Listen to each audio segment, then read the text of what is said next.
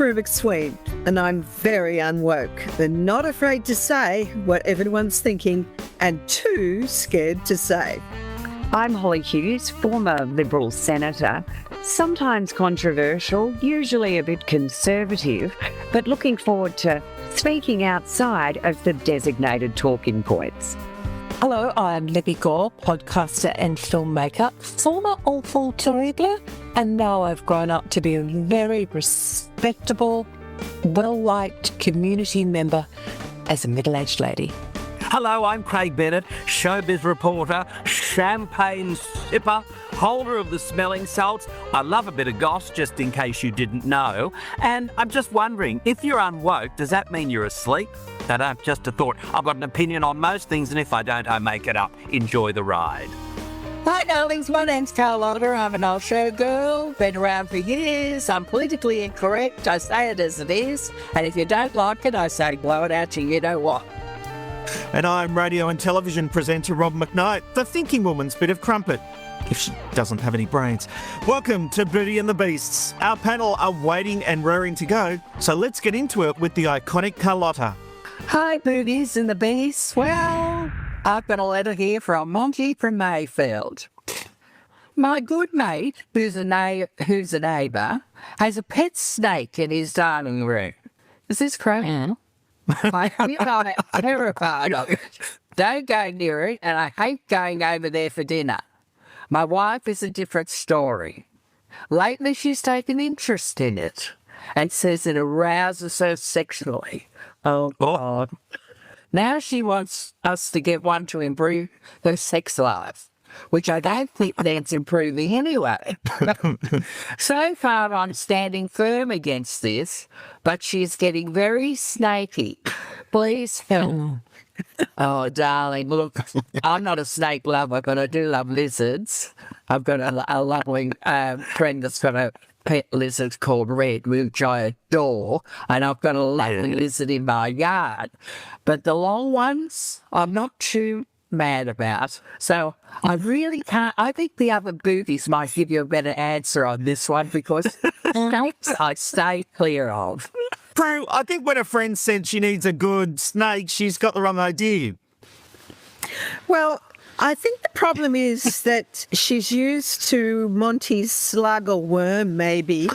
And the thought of a gorgeous long snake is turning her on. But having done a bit of research into this matter, I know that those with big snaky things don't necessarily perform very well. They pull it out and say, hey, honey, just faint on this. So I think that it's better if you buy her a nice big vibrator and also work on your own performance, mate, because if it doesn't matter what size it is, if she's having a fabulous orgasmic experience, she won't care about your slug. Okay, so its size doesn't matter, it's what you do with it. Good to know. Good to know. Asking for a friend. Craigie, Craigie, you are known for having snakes. I'm assuming your love of them doesn't go in this direction. Well, look, Monty from Mayfield, I reckon there's a lot to unpack here. First up, as Rob just said, and Carlotta alluded to, I do love snakes. I will not hear a bad word. And there was a time in my life when my very large pythons would slide into my bed, just really for the warmth. Look, I'm not sure what Medusa maybe in another life. She claims that her neighbour's, your neighbour's snake is arousing her. I'm wondering, might this be some kind of symbolism? Is your neighbour's snake large? What does it do with its tongue? I know there's so many questions. You, Sonny, your sex life is Hubbard. This is Monty from Mayfield. Have you checked in with your wife on this yet? Because it's always interesting when you've got an opinion on how fabulous your sex life is, yet your wife is looking at your neighbour's pet snake and fantasising. I think there's a lot of questions there. I must say, as a former snake lover and keeper, I'm somewhat bamboozled as to how having a pet snake is going to exact frankly, spice up your sex life. You do realise, of course, they are protected animals, and there are all sorts of laws and regulations about their well-being. So I hope that your wife is not thinking of doing naughty things with that poor snake. It was not put on earth to deserve that kind of punishment. Look, if your wife does get a snake, if this does improve her sex life, because yours is however you say, then please write back and let us know. I'm on tenterhooks in the meantime. Libbi, this is bizarre from the point of view. I don't understand what could be going on with this snake. Yes, I think that it's triggering flashback memories to my older brothers and the fact that they had hidden behind the bookcase a book by Xavier Hollander called Call Me Madam.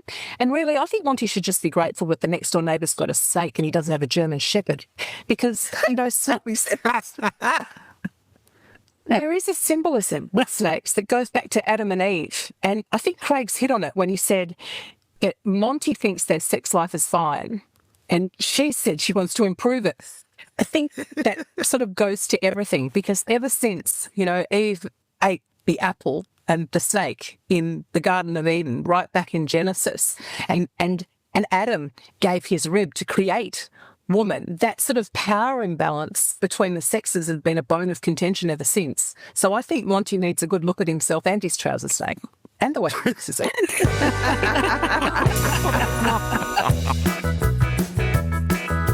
For more Booty and the Beasts content, join us on social media. We're on Instagram and TikTok at Booty and the Beasts AU. Well, we live in a modern society and everyone seems to have their own thing. But what will the panel make of this letter about passion with a twist? Craig, why don't you take this one away? Oh, of course, that's me. Hang about, here we go. Dear Berties and the Beast, he writes, this is from the mechanic from Cars Park. I'm a 28-year-old bloke who has always loved cars, being a mechanic. I drive 4 different cars and have model cars all over my apartment. I do admit that I'm a bit obsessed. A bit? I thought I'd gotten into the fast lane after I chatted up a girl who was admiring one of my cars parked on a street, and for our first date, I took her whoop-de-doo to the Bathurst car races, and she loved it. Things were going great, but she got weird when she learned that I take a model car to bed with me each night. I told her it was not sexual, but I just needed some kind of help to get to sleep, and that happens when I cuddle the model car. She'd stopped taking my calls now, and I'm wondering, how do I fix this? Is there a full moon somewhere? Right to the meat of things here. Cars, of course, and men, cars for men, are a sign of virility and masculinity, and I guess there's absolutely nothing wrong with that. You are a mechanic, so obviously cars are a big part of your life. You have 4. You reckon your apartment is full of model cars, and you admit that you're obsessed, so it's all going well so far.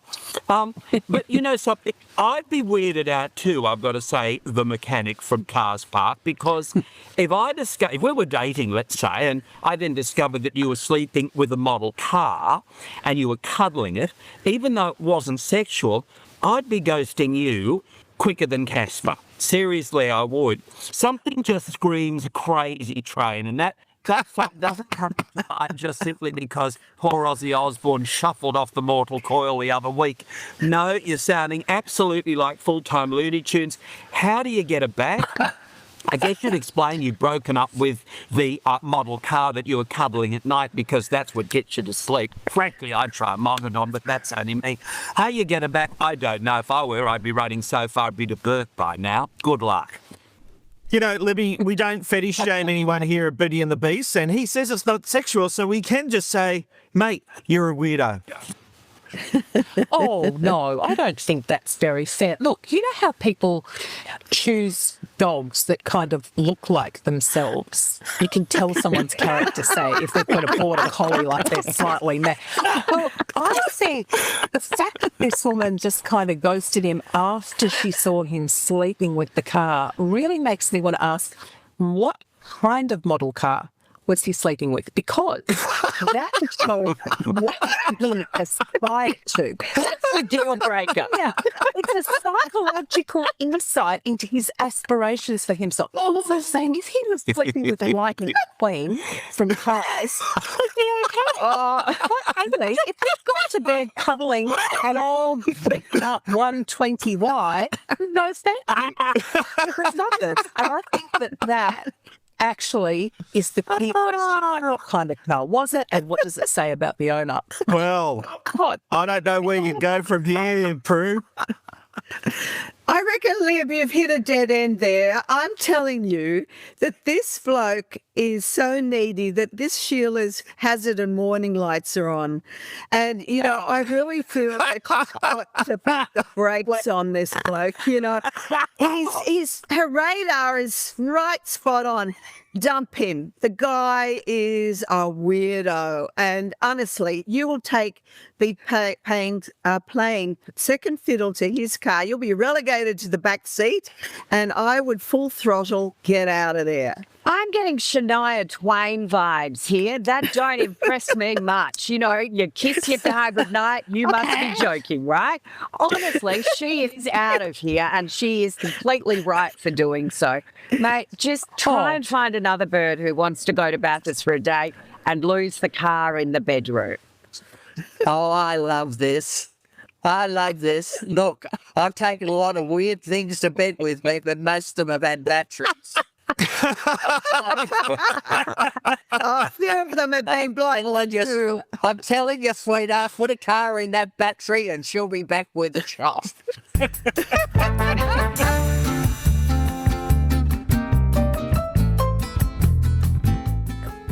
Once upon a time, women never talked about the change, but things have certainly changed, and our next letter writer is asking for some advice. Prue, I'm sure you haven't gone through the change yet. Why don't you've got this time for us? I'm working on it, Darl. I've certainly got a plant fog, and I'm often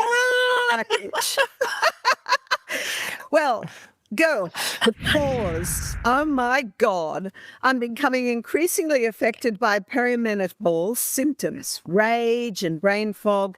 But instead of my husband and children supporting me, they're constantly berating and attacking me for things that are quite simply out of my control. I am on HRT and doing everything I can to moderate the symptoms, but this is a hormonal change that 50% of the population suffers through. Am I being irrational, expecting my nearest and dearest to support me, or is this just more hormonal crazy? Desperate and incredibly pissed off Reggie from Hobart. Well, I understand why you would be, darling, because women go through this. It's a shocking time for them. I was lucky I didn't, because I'd had a hysterectomy 100 years ago and I missed it. But I know a lot of people who have been through it, and it's a shocking, vile thing to go through. But this is where there are so many places that you can get some help. There's a lot of remedies with natural remedies and other things. I know you're on HRT, but it's a matter, I guess, of riding it through and trying to get as much understanding from your family, which clearly yours haven't. The only thing I can say, though, is that a lot of men are also going through a change because you've gone off having sex. They feel emotionally in the desert. So I think it's something that you both need to address together and say, okay, this is impacting on me personally as the woman, but on you as the man, and try and make sure that you get some help and understanding that both of you are having to experience these traumas. Libbi, I saw a lot of nodding there. Did you? That was because I was thinking, yes, when I get there, I imagine I'll be feeling exactly the same way. Now, I'll tell you what I was thinking, actually. I was thinking, she said, should I be, is it wrong with me to be angry and pissed off? And my answer is no. And I thought maybe, given that you are taking HRT, you should possibly go and get your bloods checked, because what I learned in the course of my podcasting and broadcasting career is that women's medicine, that is things that deal with hormones with your GP who can prescribe the HRT, it's actually an elective. in the general practice college when you become accredited as a general practitioner, as a GP. Women's medicine is not like in the totality of teaching you how to be a doctor. It's something you can elect to do, like at school when you can do home economics or photography. And not all GPs understand the magnitude of what it means to prescribe HRT and how you have to keep an eye on it and make sure that your levels aren't out of kilter. So that's the first thing I would do. I would find someone who actually understands HRT and make sure they're the ones treating you. And if all of your bloods and your hormones are at the levels they should be with the HRT, then you have many options up your sleeve with your family if they choose not to be supportive.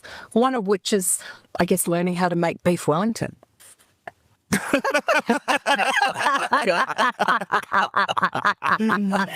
Carol, have you got any advice? Yes, I have, because I more or less went through it.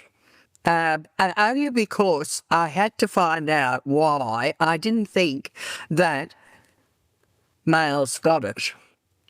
And I found out that because I was on hormones for so many years, that it did cause me to go through, because I was getting hot sweats, I was getting depressed, I was having mood swings, and the doctor said it was through the hormones. So this was years ago, because I'm nearly 82, but I went off the hormones, and I haven't had a hormone since. And you know what? I feel, I think that's, and I just want to send it out to my trans sisters out there, that you probably will go through this, but it's caused through the hormones that they put you on or you're taking if you're going through the change or whatever. And I'm glad this subject came up, because I did go through it. Well, Carlotta, that's fascinating, and it is interesting to see how it affected you. My only advice to any man dealing with a female going through any problems, more for you if you make her even madder than she already is. More for you.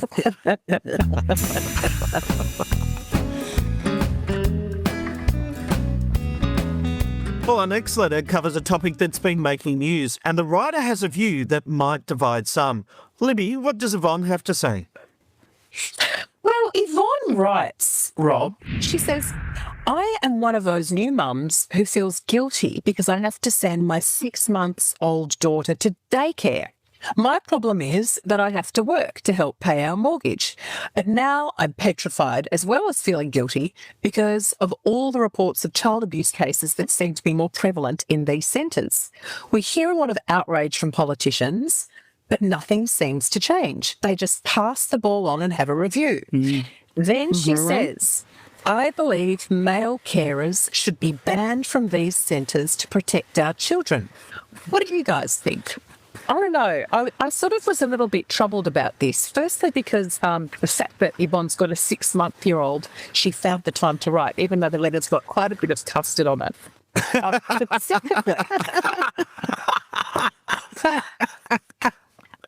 Firstly, Yvonne, let's get into this because it's actually important. It comes off the back of this case that happened in Victoria, actually, where a childcare worker, a male childcare worker, was charged with sexual assault and creating child porn and distributing it whilst he was working at a childcare centre. And all of these families were just thrown into turmoil, and their kids had to be tested for STIs. It's just been a complete and utter disaster. But I don't know whether or not saying ban men from childcare centres is the answer, Yvonne. It's a bit of a knee-jerk reaction for me. There's a lot of people out there, though, Libbi, that are saying men should be banned because they're the ones men who should do be this. banned, full stop. I know men should be bad. No, women do bad things too. I think you need to stop thinking about the penis and stop thinking about the penis and start thinking about the profits. Because when you run a childcare centre, it's a little bit like running an aged care centre, isn't it? There's always going to be need for it, and you're always going to need to reduce your costs and increase your revenue. Look, Libbi, I think it's got less to do with capitalism and more to do with ideology. We see more and more governments are trying to push kids into childcare childcare centres, into big centres for childcare. What we've made a fundamental mistake paying childcare payments to childcare centres. Childcare payments should be made to parents directly so that they can make the appropriate choices for their family. But this is part of a bigger and broader review that's required. This government now has such a supermajority. We should be seeing tax reform allowing income splitting within families, which means more parents might be able to make the choice to stay at home with their kids. By paying childcare payments direct to families, they might make the choice to bring in their own private carers, get together with a group of fellow mums that know each other and put their kids together during the day with an appropriate carer. Outrageously, how about paying grandparents to step up and be more involved in their grandkids' life? There are so many fundamental reforms that are required in this sector, yet at the end of the day, we see an absolute direct push of kids into childcare centres so they can start ridiculous indoctrination with welcome to countries and all the other rubbish that's being pushed down our kids' throats, and that's what they're starting to see more and more of. I agreed with everything you said until you got to the indoctrination bit. The other stuff makes sense. Totally indoctrinated. Brainwashed and groomed. They're being groomed by this woke ideology. It's disgusting. But getting back to the point of what we are talking about in this letter, and then we can have a fight another time, Lib, about that. I just think that Learning all the time. Hollie is so right in terms of putting the decision option into the hands of the parents, because I don't know any new mum who wants to put her child in childcare. They want to stay home with their child. They have no alternative. But there are many grandmothers, relatives who would love to have the opportunity but cannot afford to do so. So that is the first option. When I have to say, though, that when I first heard these calls for banning men in these childcare centres, I had a lot of empathy for it, because if it had been one of my children who had been abused and had an STI as a result of this bastard, and there have been many other examples of this, they all flock like honey, bees to the honey pit, because that's where their prey is. And I understand the calls for it. Someone was saying we can put CCTV into change rooms. You can't do that. Exactly. Well, actually, the thing is, Prue, it's all open. They're all open plan. There's all glass in all the bathrooms. But it's still happening. It's happening. Extraordinary that it was even allowed to occur or could occur because of the open plan nature of these things. So it almost shows a willingness and a direct lack of accountability to allow this behaviour to continue in these centres, because it's extraordinary.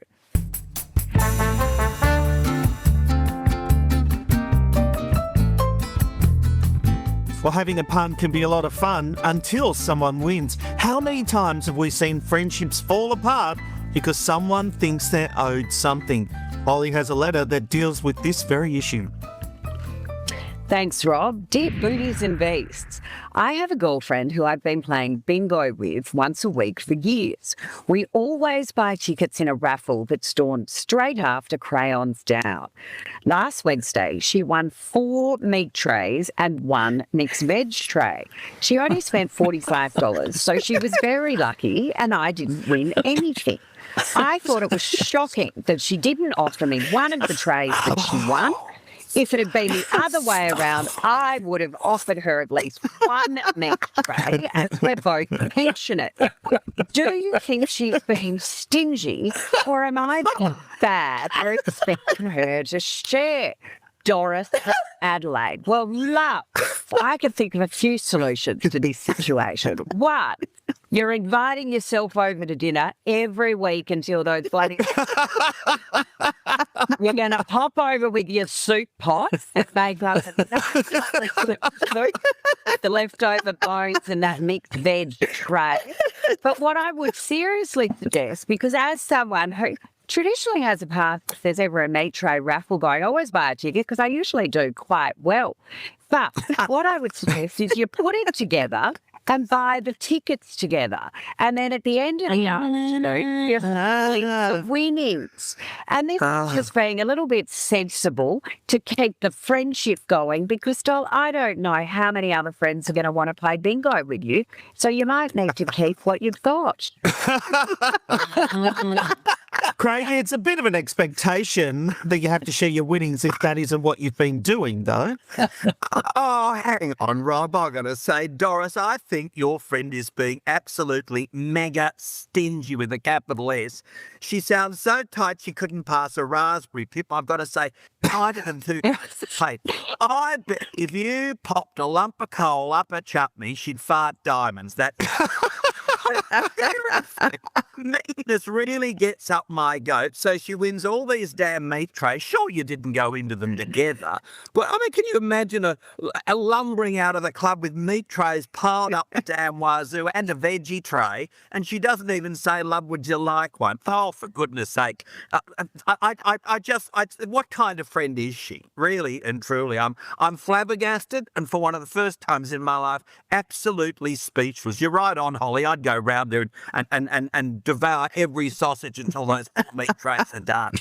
But Carlotta, we don't know if she was thinking, if she won those meat trays and she thought, oh, cost of living crisis, I can give some to my kids. You don't know what her thinking was.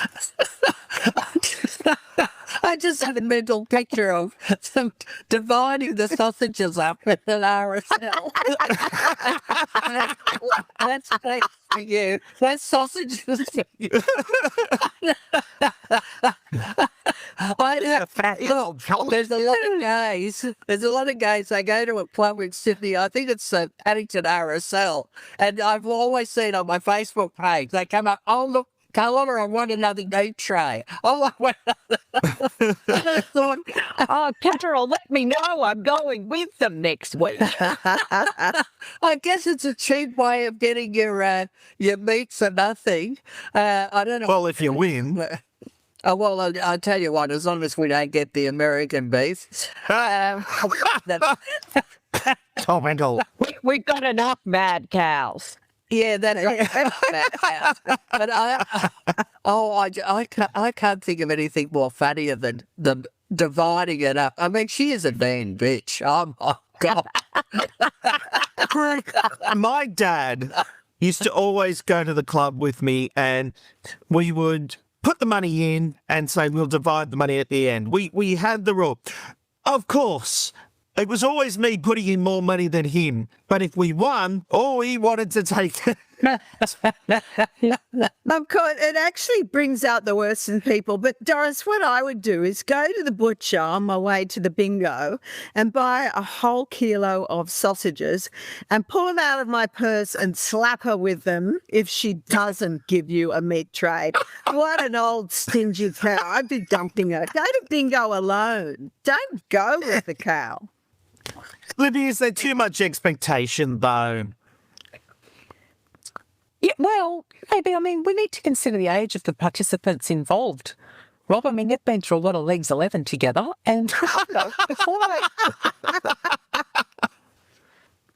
I cracked it, I'd possibly go over there and just check out what medications that the lady is taking every morning, because quite frankly, she might have forgotten she won them.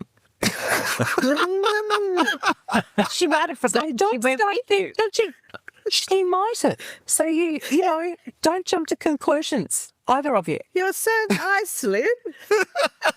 I told you, I've developed into a nice middle-aged fucking lady. Well, it's a tale as old as time. It's always the sausage dividing one.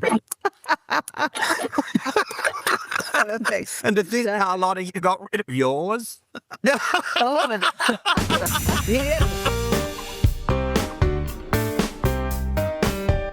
And that brings us to the end of another edition of Beauty and the Beast. Did you have fun? I hope you did. Share your thoughts about the show or even ask a question by going to Beauty and the Beasts AU on Instagram and TikTok. I'm Rob McKnight. A big thank you to our panel. We will see you next time. Bye-bye.